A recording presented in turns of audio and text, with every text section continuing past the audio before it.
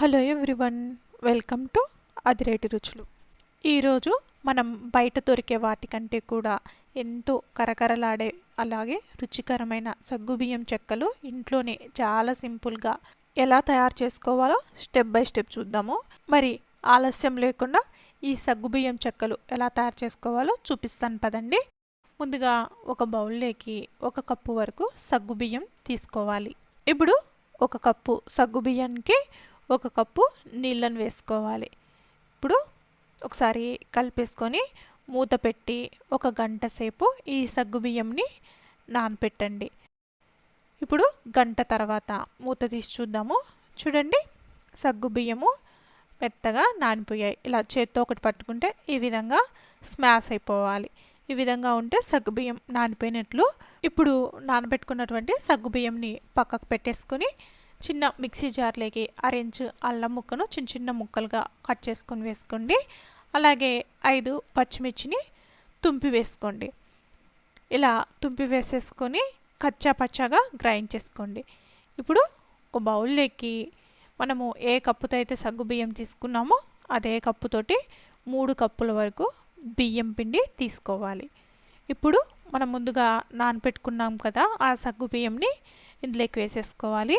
ఇప్పుడు ఇందులోకి 1/2 tea spoon పసుపు, 1 టీ స్పూన్ కారము, రుచికి తగువైనంత ఉప్పు, అలాగే 1/2 టీ స్పూన్ జీలకర్ర, 1 టీ స్పూన్ దాకా తెల్ల నువ్వులు వేసుకోండి. ఇప్పుడు మనం ముందుగా గ్రైండ్ చేసుకున్నటువంటి పచ్చిమిర్చి పేస్ట్ని ఇందులోకి వేసుకోవాలి.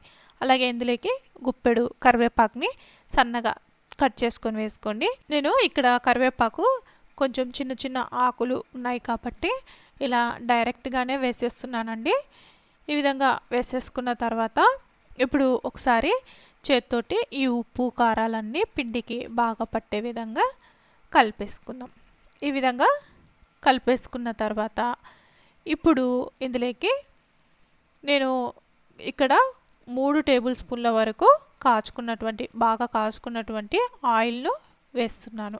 మీరు కావాలంటే ఆయిల్ ప్లేస్లో నెయ్యినైనా వేసుకోవచ్చు. ఇప్పుడు ఒకసారి స్పూన్ తోటి కలుపుకుందాము.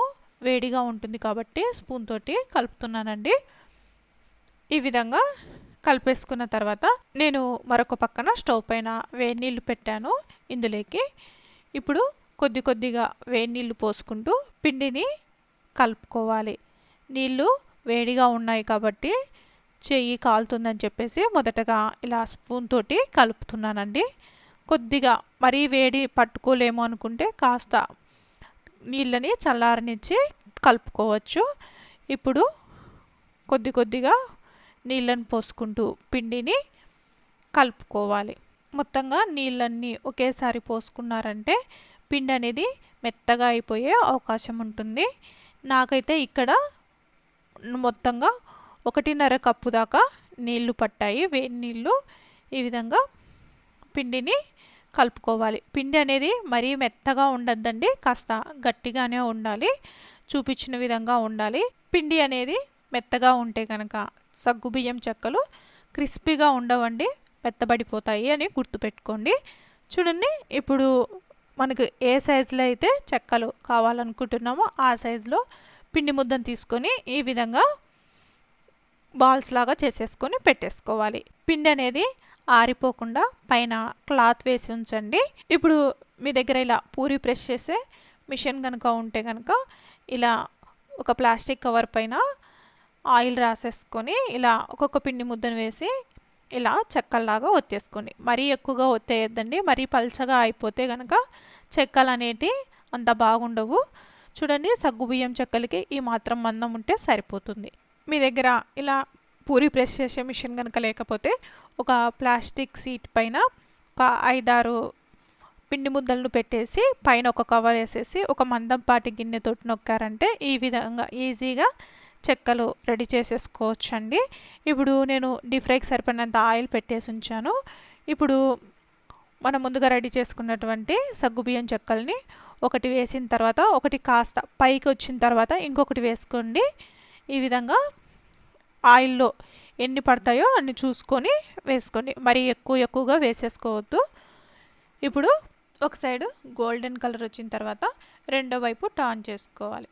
చెక్కలు ఎప్పుడైనా మీడియం ఫ్లేమ్లో చేసేసుకోవాలండి.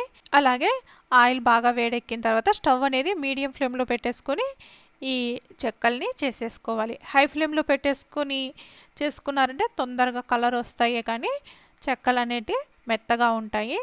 ఈ విధంగా సగ్గుబియ్యం చెక్కలన్నిటినీ రెడీ చేసుకోవాలి. ఈ సగ్గుబియ్యం చెక్కల్ని ఈ విధంగా చేసేసుకొని ఒక డబ్బాలో స్టోర్ చేసుకున్నారంటే కనీసం 15 నుంచి 20 రోజుల పాటు నిల్వ ఉంటాయి. అంత రుచిగా కూడా ఉంటాయండి.